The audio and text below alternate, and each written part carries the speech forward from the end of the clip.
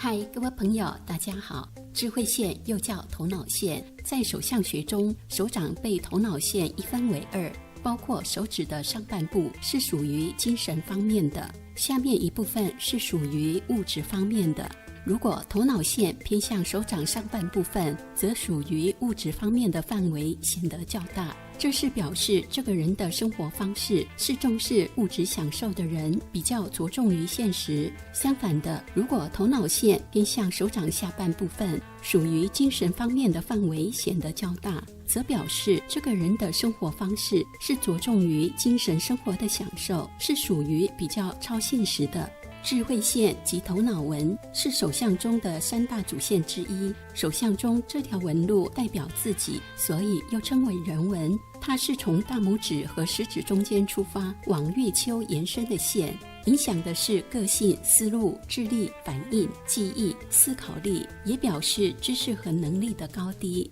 推理力等等头脑活动的优劣。有的人认为智慧线和恋爱没有直线的关系，那是当事者在头脑中没有放进恋爱问题的观念，认为这方面不是问题。如果认为和恋爱没有直接关系，就表示这个人的头脑线不会很发达。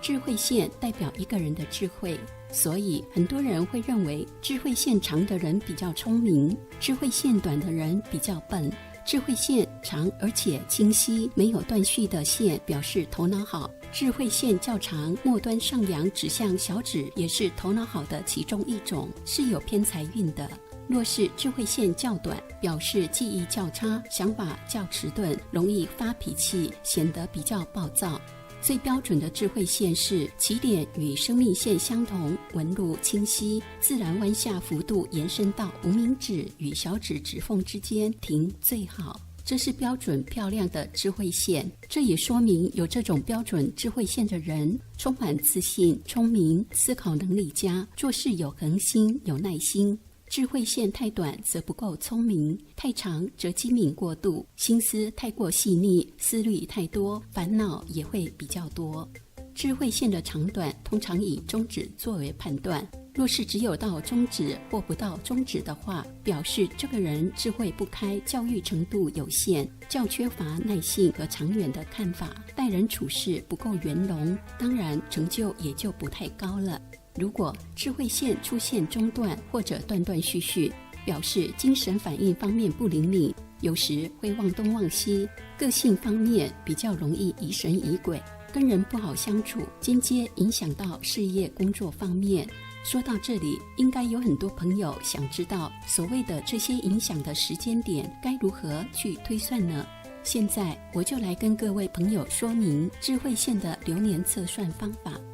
在智慧线上基本识别年龄的方法，首先在食指外侧根部确定一个 A 的点，这是第一的点。接下来在大拇指内侧根部的地方是一个 V 的点，有了 A、V 两点，第三个点就容易找到了。C 点就位于 A、V 两点之间的中间值，D 点是位于小指外侧根部。我们从 C 点画一条横线，确定E 的位置。接下来在我们的各手指根部之间画出垂直线，这时候就会呈现出4个区块，像个方格。这4个区块又可区分出在食指根部下方的木星丘，在中指根部下方的土星丘，在无名指根部下方的太阳丘，在小指根部下方的水星丘。接下来我们取 D、E 两个点之间的宽度，找出 F 点。找出 F 点之后，你会发现跟 B 的点是平行的，这时把 B 与 F 画一条横线，与上面的垂直线结合。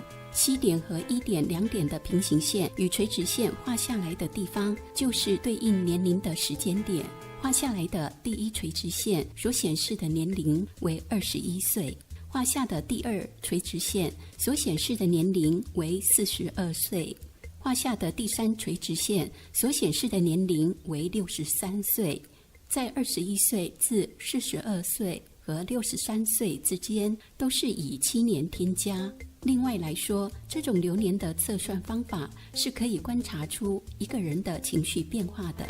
例如，智慧线上所显示在49岁的年龄，对应在感情线上的分支。感情线的分支所显示离开的点是非常重要的，因为它代表了这个时间点，这个人本来看起来好好的，突然有不计后果的情绪动作。年龄在49岁和56岁之间，这里有重叠的地方，这种重叠的含义是表示一种失望，是周期性的逐渐变化。失望的开始是在于49岁的年龄，也代表了这个人在49岁和56岁之间可能经历了很多情绪的变化，但他有可能会克服失败。好朋友，在今天的单元，我们大致了解了关于智慧线的一些特点。我们在下个单元一起来探讨智慧线的起始位置与末端位置的各种形态，由智慧线的起始点和纹路呈现的形态、线条所指的方向等等。从这些类型中，可以大概了解一个人的个性和对感情的态度、才艺、能力等等。对于这个单元有任何想法和建议，欢迎你在底下留言。我们下次见。最后，感谢你的观赏，敬请订阅我的频道，并按下旁边的小铃铛，这样我有新的影片就会优先通知你。喜欢这部影片，请按喜欢、分享、订阅频道。拜拜。